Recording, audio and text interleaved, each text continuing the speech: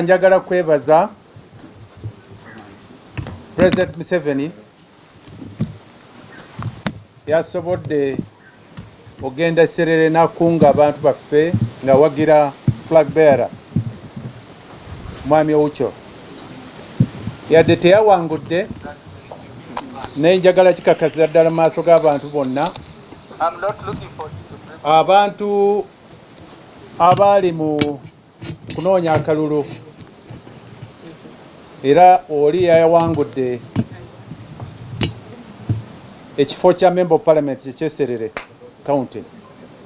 mwami Omoding mutabani w'omugenzi Bishop Okabe naye yabadde wa NRM kale no bw'otunuulira enkola eno yonna National Resistance Movement Serere yabadde namba emu Omoding ne wokubiri mwami Oucho n'ongorokyo wokusatu mama Alaso yabadde wokuna ate yasembe yabadde wa FDC kwegamba kino kiragira ddala nti no NRM ekyali nywevu nnyo era wansi eserere yali constituency yali ya FDC okumala emyaka n'emyaka era tusobodde oginunula. Njagala kwebaza President Museveni era kino njagala bategeeza nti nno kino kyekyatuleetera nga nze obutayingira ku nsonga z'okugabanya abantu baffe eserere era nawandikira President ne mutegeeza nti nno lw'embeera eriyo saagala okugabanya abantu baffe kubanga Serere twaginunudde eri ku mikono gyaffe eri ku ttaano era kyetugenda okukola era kyenkusaba okulabira ddala nti no sijja biyingiriramu era ne muwandikira ku bbaluwa era ebbaluwa eno nagisomye mu lufuutifuuti ng'ennaku za mwezi 11 omwezi gwa 2 February era yagifuna abantu abamu bagenda ne batabaganya ebintu ne bagamba nti no Mukula nagenda nendagira Oucho nga tuziika omugenzi Bishop Okabe atuwe bendera ku bwangu bagirawo neso kyekyali kituufu kubanga muganda wange Tanga Odoi yagenda nayogera nga talowoozezza era tabuuzizza muntu yenna era namubuuza nti nno bino byogamba wabuuzayo ku muntu yenna waliyo kuziika nagamba saaliyo wabijjawa nawulira ku mbu naye nti no omukulembeze yenna ow'amagezi omukulembeze yenna wavunaanyizibwa nze ndi wano nina essimu yo gwe naawe olina essimu yange wandibadde ng'onkubira n'okwegamba n'otuwa ne twogeraganya naye yagenje nayogera nga tabuuzizza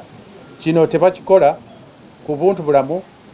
era ku politics omuntu yenna omukulembeze n'okubanga oli mukakamu mu kibiina kya NRM tuna omwogezi wa NRM Emwami Dombo era tulina akulira ekibiina kya NRM nga secretary Emwami Todwo omuntu akulira okulonda mu NRM toli mwogezi wa NRM era sigwa okulira NRM kwegamba olina okuwa abantu abakusinga ku bukulu ekitiibwa yowa ntino nange sobola okuvaayo ne mala gayogera ku Alhaji Kigongo oba mukyala Kadaga oba President Museveni oba bannange aba chairman nsobola bakubira ng'omuganda bwagamba ebyomunju tebitotolwa kubanga bingi nnyo mubaliza munda era gali awamu egaluma ennyama ne okwandula ebigambo nga bino ku bantu n'obisaasaanya ate nga bisewakaba si bituufu byonoona ekibiina era kiragira ddala nti ekibiina terina obugasi kwegamba bwe baba twagala okukulaakulanya ekibiina kyaffe tusigale nga tuli kitole twogeraganye munne buli muntu yenna ase munne ekitiibwa juzi yagenda nagamba nti no saagenda okwegatta ne President ate neerabira nti no Tanga Odoi ali wansi wange. Nze buli kintu kyonna kyenkola nkiwandikira ani president. Era ebbaluwa mwakirabye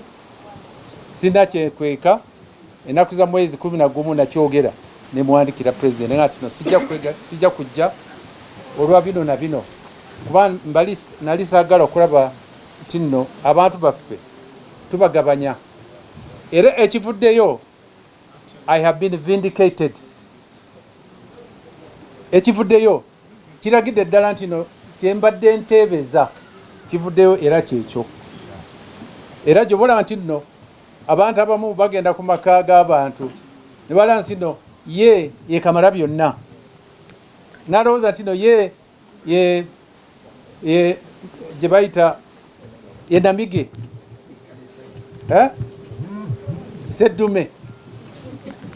seddume wa NRM. NRM tewali munene, tewali mutono, tewali mukulu, tewali mugagga. Tuli ffenna tuli kitole. Kale no njagala kubira omulanga ne mbategeeza nti nno okuwangula kwa mwami Omoding mutabani w'omugenzi Bishop Okabe yafa ne mukyala we ku kabinja ka mmotoka Tirinyi Road. Kwegamba ekyo kiragidde ddala nti nno abantu badde bakyali kuki kuwoowe. Era kino kiki ekisookedde kyaliyo Ekamuli, kyaliyo ne mwami Olanja n'abalala bangi enkola y'ebaddugavu. Kale nno njagala bategeeza nti nno NRM ekyali kitole era njagala kwebaza President Museveni. Abakulu betukola nabo bayige ekintu ekimu. President Museveni akolagana n'abantu bonna n'oli yali amukuba amasasi amuyita n'atuula naye. Musajja mukkakamu mukwata mpola era mu nsi kuno tewali muntu atasobya. Omuntu basobya mutuule muteese mutereeze mugonjole ku nsonga enkola entuufu nga baddugavu era abantu bonna. Kale eno njagala nga olukuŋŋaana luno nga mbawa ekigenda mu maaso. Tulinayo okulonda ekirala okulala okugenda okubeera mu kifo kya Palisa.